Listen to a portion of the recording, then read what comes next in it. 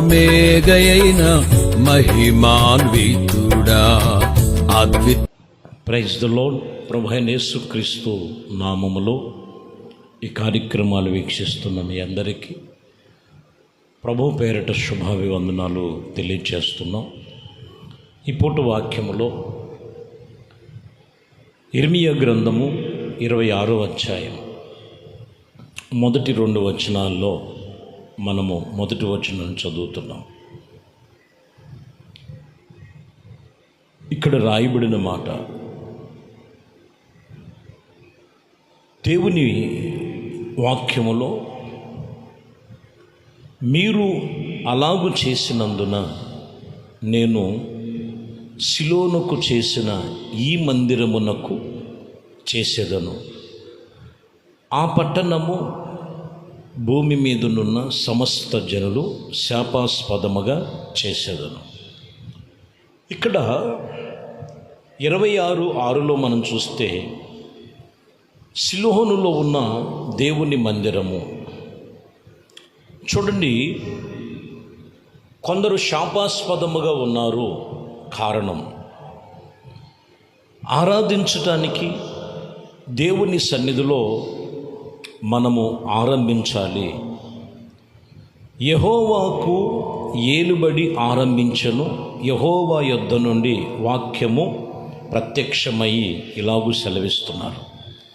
ఏం సెలవిస్తున్నారంటే, వాక్యములో రాయబడిన మాటలో ఆరాధించవలసినటువంటి దేవుని సన్నిధిలో ఇదిగో యెహోవా మందిరములో 2వ వచనములో యెహోవా ఆజ్ఞ ఇచ్చినందున నీవు యెహోవా మందిర ఆవరణములో నిలిచి నేను నీకు ఆజ్ఞాపించిన మాటలన్నిటినీ యెహోవా మందిరములో ఆరాధించుటకు వచ్చి యూదులు ఆ పట్టణస్థులందరికీ ప్రకటించమని ఇక్కడ వాక్యం చెప్తున్నమాట. కాబట్టి ప్రియమైన దేవుని బిడ్డలారా, ఇక్కడ రాయబడినటువంటి మాటల్లో మీరు గమనిస్తే దేవుని సన్నిధిలో ఈరోజు యెహోవా మందిరములో ఆరాధించుటకు, ఆరాధన చేయటానికి దేవుడు ఒక ఆజ్ఞ ఇచ్చాడు. ఈ ఆజ్ఞ ఇచ్చినటువంటి రీతిగా వారు చేయవలెనని రాయబడింది. ప్రారంభములో మనం చూసినప్పుడు దేవుడు నిబంధన చూసి ఆజ్ఞ ఇచ్చాడు. 6వ వచనములోకి వచ్చేలకే ఇదిగో వీరు అలాగున ఆరాధన చేయట్లేదు కాబట్టే సమస్త జనులలోకి వీళ్ళు ఏమై ఉన్నారంటే శాపముగా ఉన్నారు. కొందరిని మనం చూస్తున్నాం, దేవుడు మందిరానికి వచ్చి కూడా, దేవుడిని నమ్ముకొని కూడా కొన్ని శాపాలు అనుభవిస్తున్నటువంటి అనుభవం ఏంటి? శాపాలు అనుభవించడానికి గల కారణాలు ఏమై ఉన్నవి మనం గమనించాలి. దేవుడు ఒక ఆరాధన చేసే క్రమం, మందిరానికి వెళ్ళే క్రమం, ఎలాగ ఆరాధన చెయ్యాలో అవి ఆజ్ఞాపించాడు. అలాగన కొందరు చేయట్లేదు. ఈరోజు వారి ఇష్టమైనట్లుగా వారి టయాన్ని చూసుకొని, వారికున్న సమయాన్ని చూసుకొని, వాళ్ళకి ఈలును చూసుకొని, వాళ్ళకి ఈలైనట్లుగా వారు నడుచుకోవటం వలన వారిలో నుండి కొన్ని సమస్యలు, కొన్ని పరిస్థితులు తొలగిపోవట్లేదు. ఇక్కడ ఖచ్చితంగా యెహోవా మందిరములో ఆరాధించేటువంటి ఆజ్ఞ దేవుడు పెట్టాడు. మనం చూద్దాం. కొన్ని విషయాలు మనం చూస్తే యేసు ప్రభువారు యోహాను సువార్తలో 12వ అధ్యాయం 20వ వచనం మనం చదువుతున్నాం. ఆ పండుగలో ఆరాధింపవలసిన వారిలో కొందరు గ్రీకు దేశస్థులు కూడా ఉన్నారు. చూడండి, ఇక్కడ మీరు గమనించినట్లయితే ఒకటి ఆరాధించేటువంటి సమయం ఏంటంటే పండుగ దినం. మీరు గమనించాలి బాగా. అనేక మంది అక్కడ గ్రీకు దేశస్థులు కూడా ఉన్నారని రాయబడి ఉంది. ఈరోజు మనకి నిజముగా వాక్యము సెలవిస్తున్న మాట, ప్రతి ఆదివారం ఒక పండుగ దినం. ఆ పండుగ దినాన్ని మనం ఎలాగ ఆచరించాలంటే వాక్యం చెప్తున్న మాట, ఒక పండుగగా ఆచరించి నేను నా కుటుంబము కలిసి నేను దేవుని యొక్క ఆరాధనలో పాల్గొనాలి. ఆరాధికుడిని నేను ఆరాధించుటకు నేను ఆయన మందిరములోనికి, ఆయన సన్నిధికి వెళ్ళాలి అని, అది ఒక పండుగ దినము వంటిది అని రాయబడి ఉంది. ఎందుకంటే అపోస్తల కార్య గ్రంథములో 8వ అధ్యాయం 27వ వచనములో, అప్పుడు ఐథియోపియాలో రాణి క్రింద, ఆమె యొక్క ధనాగారము క్రింద మంత్రి అనే ఒక వ్యక్తి. ఈయన ఎవరంటే ఐథియోపియాలో ఉన్నటువంటి ఒక నపంసకుడు ఆరాధించుటకు యెరూషలేమునకు వచ్చెను. ఇక్కడ రాయబడిన మాట చూడండి. ఐథియోపియాలో కందాకి కింద ఇదిగో ధనాగారం అంతటిలో ఒక మంత్రిగా పనిచేస్తున్నవాడు. ఇతను ఎవరంటే ఒక నపంసకుడు. ఈ నపంసకుడు ఆరాధించడానికి ఎక్కడికి వచ్చాడంట? యెరూషలేమునికి వచ్చాడు. చాలామంది గమనించాలండి, ఆదివారం వస్తే కొంతమంది ఎక్కడ ఆరాధన చేస్తుంటారండి? ఆదివారం వస్తే ఫంక్షన్ ఉందంటే అవసరమైతే ఆరాధన పక్కన పెడతారు, ఫంక్షన్లో పాల్గొంటారు. అప్పుడే ఇక ఏదైనా ఊరు ప్రయాణాలు, అప్పుడే ఏదైనా కార్యక్రమాలు. చూడండి, గమనించాలి. ఇక్కడ మీరు గమనించినట్లయితే ఆరాధించుటకు యెరూషలేము అనగా దేవుడు మందిరములో ఉండాలి.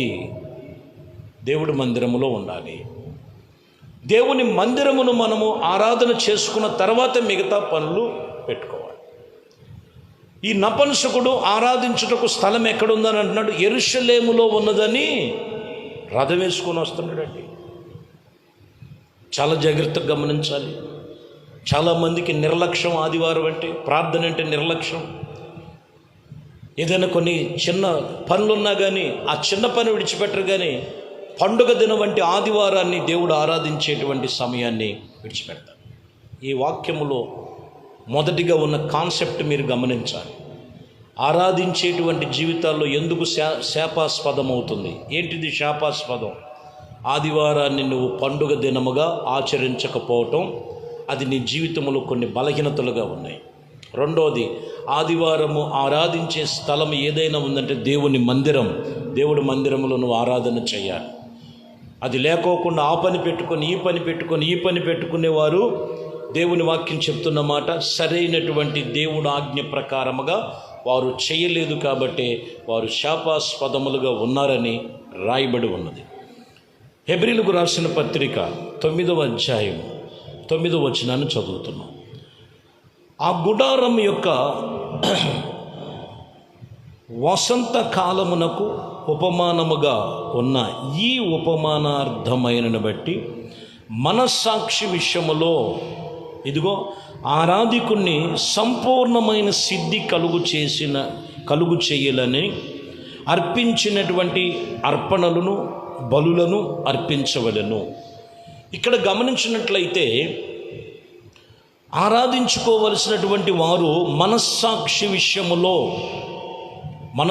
విషయములో సంపూర్ణమైన సిద్ధి కలిగి ఉండాలి. ఏం కలిగి ఉండాలంటే సంపూర్ణమైన సిద్ధి అంటే పూర్ణ మనస్సుతో, పూర్ణ బలముతో, పూర్ణ శక్తితో. సంపూర్ణమైన సిద్ధి లేకోకుండా కొంతమంది ఎలా ఉంటారో తెలుసండి? ఆదివారం ప్రార్థనకు బయలుదేరతారు. ఉదాహరణకి ఉదయము 6 గంటలకు ఆరాధన అనుకోండి, కొంతమంది 7 గంటలకు వచ్చేవాళ్ళు ఉంటారు పాటలన్నీ అయిపోయిన తర్వాత. మరి కొంతమంది ఏమో సాక్ష్యాలు అంతా అయిపోయిన తర్వాత వస్తారు. మరి కొంతమంది చూడండి, వాక్యమంతా స్టార్ట్ అయిపోయిన తర్వాత గబగబా మనుషుల్లో దాటుకుంటూ కొంతమంది. కొంతమంది అయితే చూడండి, లాస్ట్ మూమెంట్లో వచ్చి ఆమేన్ అని చెప్పి ఆశీర్వాదాలు ఇచ్చే టైంలో వచ్చి ఇదిగో నేను వాళ్ళని అడిగామనుకోండి, ఎక్కడికి వెళ్ళి వస్తున్నారంటే మేము ఆరాధనకి వెళ్ళి వస్తున్నామంటారు. అంటే వీళ్ళలో ఏమీ లేదు, సంపూర్ణ సిద్ధి లేదు. సంపూర్ణ సిద్ధి కలిగిన వాడు ప్రార్థన స్టార్ట్ ప్రారంభం నుంచే ఉంటాడు.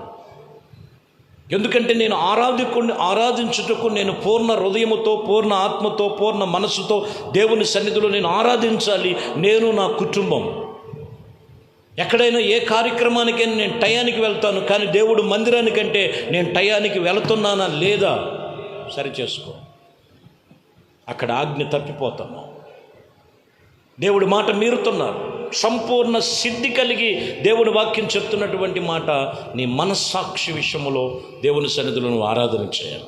అప్పుడు నీ ఆరాధనకి దేవుడు ప్రతిఫలం ఇచ్చేటువంటి గొప్పవాడై ఉన్నాడని వాక్యం ఇక్కడ తెలియచేస్తున్నమాట. ఎందుకంటే ఒక మాట మీరు గమనించండి, ప్రకటన గ్రంథములో 5వ అధ్యాయములో 12వ వచనములో మీరు చదివితే అక్కడ రాయబడిన మాట, వారు వధింపబడినటువంటి గొర్రెపిల్ల యొక్క శక్తియు, ఐశ్వర్యమును, జ్ఞానమును, బలమును, ఘనతయు, మహిమయు స్తోత్రములు పొందిన వారి అర్హుడని గొప్ప స్వరముతో చెప్పుచూ ఉండేది. వీళ్ళు ఎవరంట? దేవుని యొక్క శక్తి పొందుకున్నవారు, ఐశ్వర్యం పొందుకున్నవారు, ఘనత పొందుకున్నారు, బలము పొందుకున్నారు, దేవుని యొక్క జ్ఞానము పొందుకున్నారు. కారణం ఏంటంటే వీళ్ళు యేసు రక్తము చేత కడగబడిన వారే కాదు, దేవుణ్ణి గౌరవించి, ఆరాధనని గౌరవించి, తమ మనసులో సంపూర్ణ సిద్ధి కలిగి సంఘముతో చెబుతున్న మాట దేవుని మీద నిబంధన కలిగి ఉన్నారు. కాబట్టే దేవుడు వారికి ఆ శక్తిని, ఆ బలాన్ని, ఆ ఘనతను, ఆ ప్రభావము చూడగలుగుతారు. సకంలో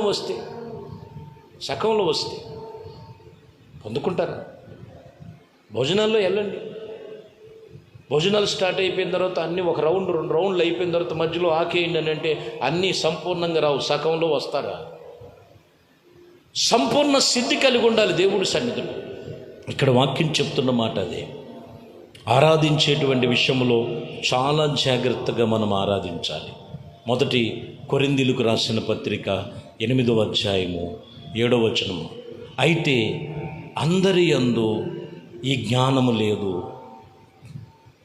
కొందరి దినము వరకు ఇదిగో వారు విగ్రహములను ఆరాధించారు. కానీ గమనించాలి, అందరిలో ఈ జ్ఞానం లేదు. కొన్ని దినాలు, కొన్ని పరిస్థితులు ఏం ఆరాధించారంటే లోకములో ధనాన్ని విగ్రహంగా పెట్టుకొని, తిండిని విగ్రహంగా పెట్టుకొని, ఐవిక విచారాలు విగ్రహంగా పెట్టుకొని, తమ హృదయములో చాలా జాగ్రత్తగా ఆరాధించటం కాదు. ఖచ్చితంగా నీ పూర్ణ హృదయముతో, నీ పూర్ణ మనసుతో, నీ పూర్ణ వివేకముతో నీ దేవుడైన యెహోవాను ఆరాధించాలి. అప్పుడు నీకు సంపూర్ణ సిద్ధి కలిగి మనసుకు నీవు దేవుడి సన్నిధిలో నిబంధన చేసుకోగలిగితే ఆరాధికుడు ఆరాధించటానికి మనము సిద్ధపాటు కలిగి ఉండాలి. ఒకటి, ఆరాధించేటువంటి ఆజ్ఞ ఇచ్చి ఉన్నాడు, అది లేదు కాబట్టే 6లోకి వచ్చేలకే శాపాస్పదముగా ఉన్నారు. ఇర్మియా చెప్పిన మాట. కాబట్టి ఆదివారం ఆరాధన ఒక పండుగ దినముగా నీవు దేవుని సన్నిధిలో పాటించి నీవు అనుసరించాలి. 2, దేవుని వాక్యం ఇక్కడ చెప్తున్న మాట, ఇదిగో నపుంసకుడు యెరూషలేములో ఆరాధించే స్థలం ఉందన్నాడు. అంటే దేవుని మందిరము, ఆరాధించే స్థలమునకు నీవు, నీ కుటుంబము అక్కడ ఉండాలని తెలియచేస్తున్న మాట. నీవు ఉండటమే కాదు, హెబ్రీ రాసినటువంటి గ్రంథములో చూడండి, ఇదిగో నీవు సంపూర్ణ సిద్ధి కలిగినటువంటి ఆరాధన నీలో ఉండాలి. ప్రకటన గ్రంథములో నీవు అలాగ సంపూర్ణ సిద్ధి కలిగి ఉంటే నీకు శక్తి కలుగుద్ది, జ్ఞానము కలుగుద్ది, ఇదిగో ఐశ్వర్యము కలుగుద్ది, ఘనత కలుగుద్దని అక్కడ చెబుతున్న మాట. కాబట్టి ఇక్కడ చివరి మాటల్లో కూడా మీరు గమనించినట్లయితే ప్రియమైన దేవుని బిడ్డలారా, ఇంతవరకు తెలియని ఆరాధన చేసుకుంటూ వచ్చారు. సగం భక్తి. ముందు ఆదివారం ప్రారంభం నువ్వు నీ ఆత్మీయ జీవితం ఎలా ఉందో ఒకసారి జ్ఞాపకం చేసుకో. టైం అంటే టైం ప్రకారంగా అక్కడ ఉండు, టైం ప్రకారముగా ఉండి అక్కడికి వచ్చి దేవుడి మీద నువ్వు ఆనుకొని జీవించు. కొంతమంది చూడండి, వీళ్ళ ముఖం చూస్తానికి వస్తుంటారు. ఇక చూడండి, ఆరాధన జరిగే టైంలో కొంతమంది చూస్తే ఇక ఫోన్లు పట్టుకొని తిరుగుతుంటారు. కాదు, ఫోన్ సైలెంట్, ఫోన్ ఖచ్చితంగా స్విచ్ ఆఫ్ వేసే, లేకపోతే సైలెంట్లో పెట్టే. దేవుని మనసుపూర్వకంగా ఆరాధన చేస్తే అప్పుడు ఆయన ప్రభావము నీలోనికి వచ్చి ఉంటుంది. ఆయన నీ ప్రార్థన, నీ ఆరాధన అంతా కూడా ప్రతిఫలం ఇస్తాడు. ఆరాధన అంటే నిలవబడి వర్షిప్ చేయటం కాదండి. ప్రారంభం నుంచి ముగింపు వరకు సంపూర్ణ సిద్ధి కలిగి ఉండాలి. అప్పుడు నీ ప్రార్థనకి ప్రతిఫలం, నీ ఆరాధనకి జవాబు, నీ వెళ్ళిన ప్రయాసకు తగిన ప్రతిఫలం దేవుడిని కలుగు చేయను గాక. దేవుడు మిమ్మల్ని ఆశీర్వదించును గాక. అలాగున ఇప్పటి వరకు వారంలో 1 రోజు 2 రోజులు వెళ్ళే నీవు క్రమముగా ప్రతి ఆదివారం ప్రభు సన్నిధిలో ఆరాధించాల్సిన స్థలం యెరూషలేములో ఉంది. దేవుని మందిరములో నువ్వు దేవునితో నిబంధన కలిగి ఉండు. ప్రభు నీకున్న ప్రతి ఒక్కటి కూడా ఆయన చెయ్యకపోతే నువ్వు దేవుని సన్నిధిలో, అప్పుడు ప్రభు సన్నిధిలో నువ్వు అడుగు, ఖచ్చితంగా జరుగుతాయి.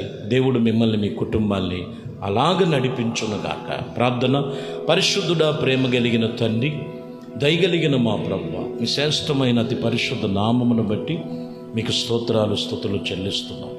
మీ కృప దయా సంకల్పమును బట్టి ఇప్పటి వరకు ఆరాధించేటువంటి స్థితి ఎలా ఉండాలి, అది ఒక పండుగ దినముగా దేవా మీ సన్నిధిలో పూర్ణ మనస్సుతో, పూర్ణ ఆత్మతో, పూర్ణ బలముతో మీకు లోబడి సంపూర్ణ సిద్ధి కలిగి ప్రభు మీరు చెప్పిన ప్రతి మాటను క్రమముగా ప్రారంభం నుంచి ముగింపు వరకు కూడా మీ సన్నిధిలో భయభక్తులు కలిగి నడుచుకునే కృప ప్రతి ఒక్కరికి దయచేసి అట్టి రీతి ఆరాధన మీకు ఇంపైన సుహాసనని వాక్యం చెప్తున్న ప్రకారం అట్టి జీవితాలు ప్రతి ఒక్కరికి దయచేయండి.